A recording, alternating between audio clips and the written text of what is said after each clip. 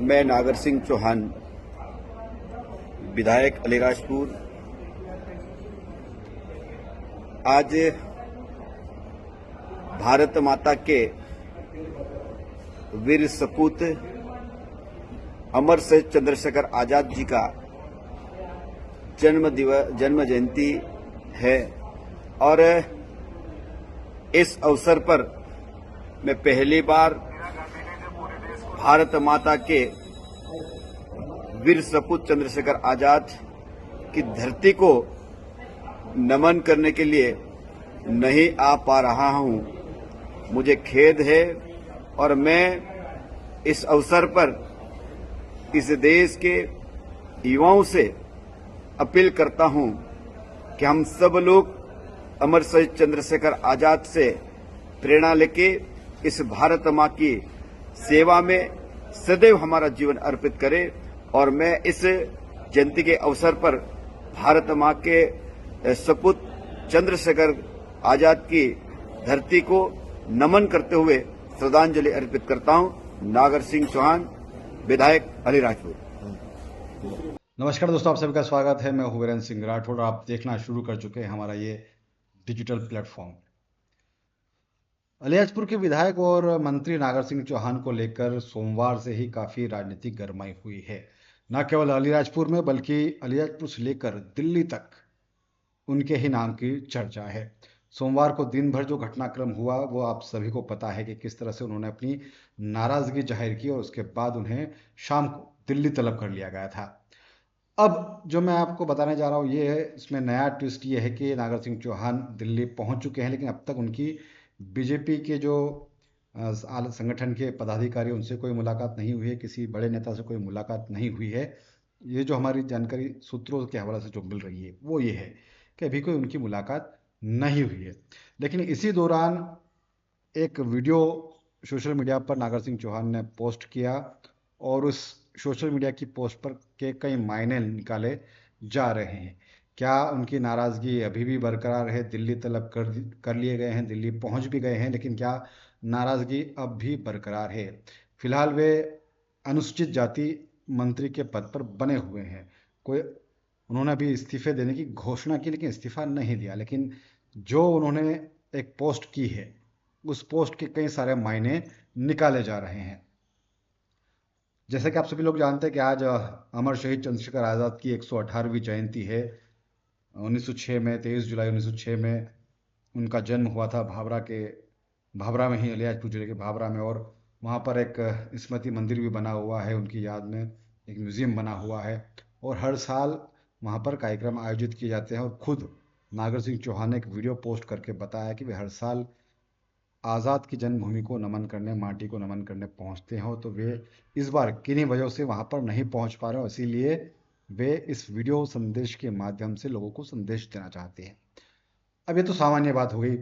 इसके पीछे की जिसके कयास लगाए जा रहे हैं कि क्या नागर सिंह चौहान की नाराजगी अब भी बरकरार है, उसकी दो वजह। पहला तो ये कि जब उन्होंने वीडियो पोस्ट किया तो शुरुआत में और आखिरी में कहा नागर सिंह चौहान विधायक अलीराजपुर, मंत्री पद का जिक्र नहीं किया। अब आप कहेंगे कि अलीराजपुर के विधायक हैं, तो स्वाभाविक सी बात है वे बताएंगे कि अलीराजपुर के विधायक ही हैं, लेकिन चर्चा इस बात की है कि आखिर मंत्री पद का जिक्र क्यों नहीं किया।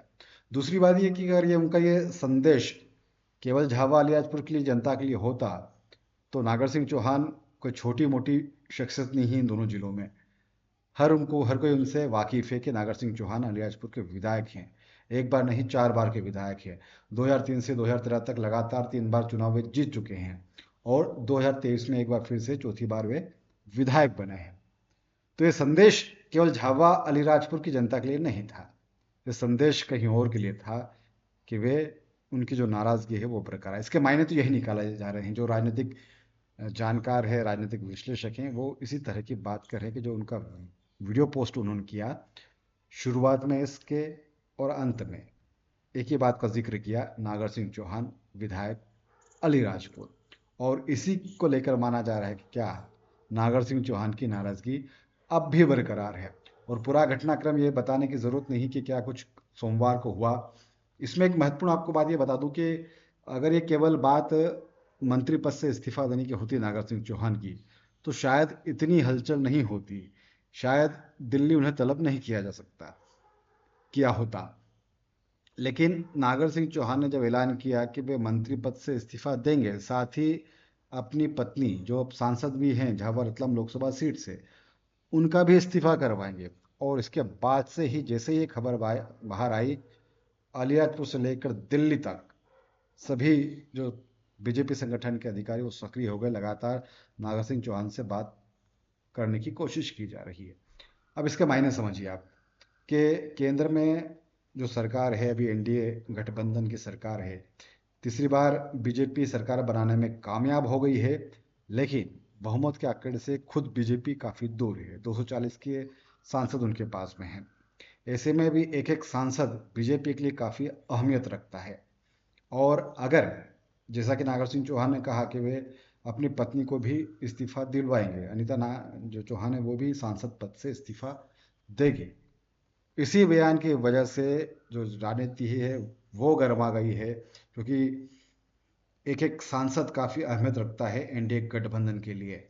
और अगर वे इस्तीफा देती है तो फिर से वही कवायद होगी, फिर से उपचुनाव होंगे, फिर से वही सारी चीज़ें होगी। और जो 2,07,000 वोटों से बीजेपी ने इस बार ऐतिहासिक जीत दर्ज की है, शायद वो नागर सिंह चौहान और अनिता चौहान की नाराजगी के बाद मुमकिन ना हो।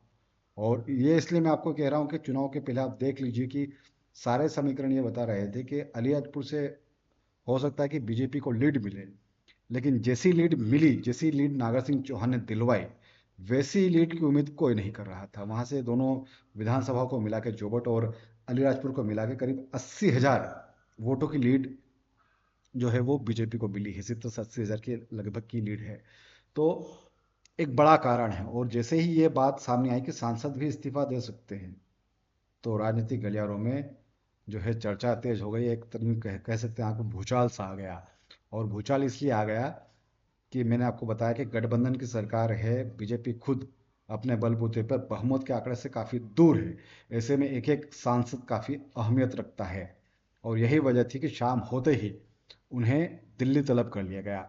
हमारे सूत्र तो ये बताते हैं, और कई लोग ये भी बता रहे हैं कि बीच में इस बात की भी तलाश की जा रही थी कि झावा में जो हवाई पट्टी है, रनवे है, वहाँ पर चार्टर्ड प्लेन उतर सकता है या नहीं उतर सकता है।